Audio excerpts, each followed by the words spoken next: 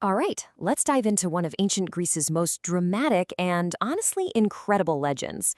It's a story that has everything: a world famous musician, a greedy crew of sailors, and a rescue so miraculous, well, you just have to hear it to believe it. And our story starts right here, in those very seas. You've got betrayal, you've got art, and you've got this incredible moment of what feels like divine salvation, all about to collide in a tale that's been passed down for literally centuries by people like the historian Herodotus and the poet Ovid. So let's get into it. Who is this guy at the center of this wild story? Well, we're talking about a musician whose fame was, and I mean this, completely unrivaled. This is a man at the absolute top of his game, way back in the 7th century BC. His name was Arion of Methymna. And look, Arion wasn't just some guy who could play an instrument. No, he was a total artistic pioneer. You can basically think of him as the biggest rock star of his era. He was a genius on the cithara, that's a type of lyre, and he actually invented the dithyrobe, which was this whole new style of choral performance. I mean, this guy was a creative force, and he had powerful rulers lining up to hear him play. And his fame, it was absolutely legendary. It roared across the seas. Arion goes on this huge tour all over Italy and Sicily, and he's a massive hit. He makes an absolute fortune. We're talking seriously wealthy, all from his music. So with the tour wrapped up and his pockets full, he figures, all right, time to head home to Corinth.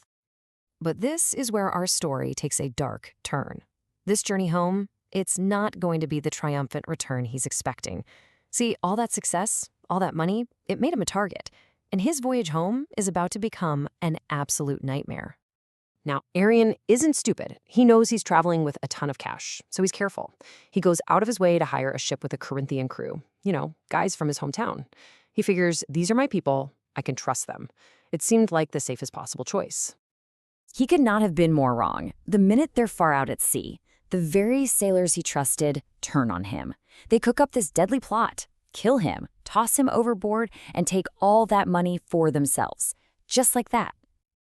And the Roman poet Ovid, man, he captures this chilling moment perfectly. This quote you see here, that's not just a casual question, that's pure terror. The moment you realize the people meant to guide you are actually there to kill you. So Arion begs for his life. He tells them, take the money, just let me live. But these guys, their hearts are stone. They give him this cold, final choice. You can either kill yourself right now and we'll bury you on land later, or we'll do it for you and just chuck you into the sea. What a choice, right?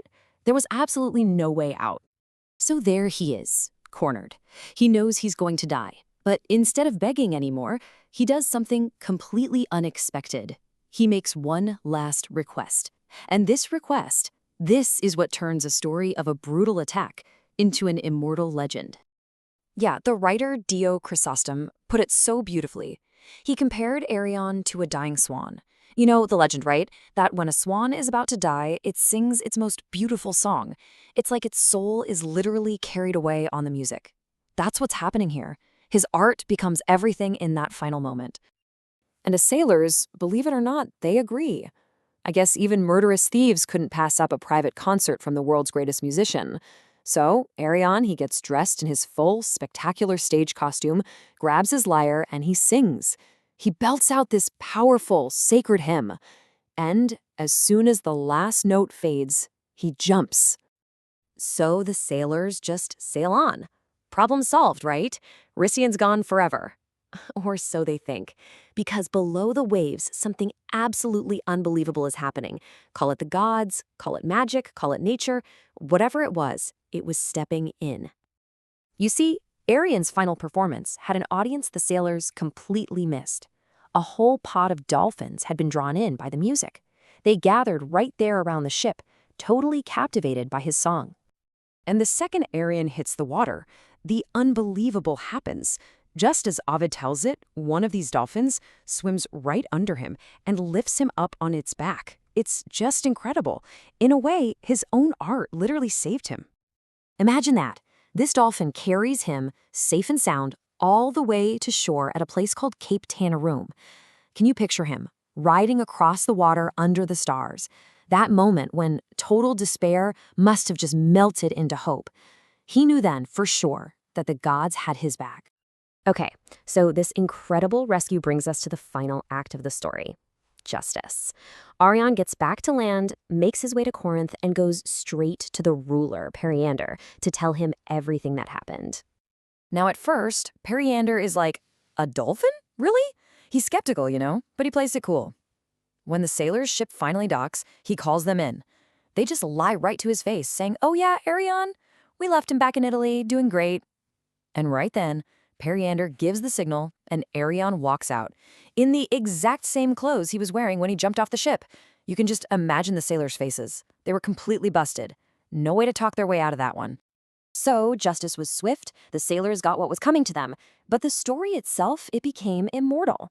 A bronze statue of a man on a dolphin was put up right where he landed, and to top it all off, the legend says the gods honored that heroic dolphin by placing it among the stars as the constellation Delphinus, which you can still see today.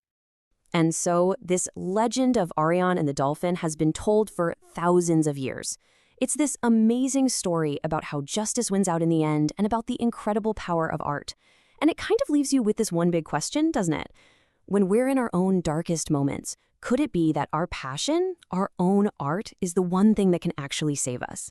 Something to think about.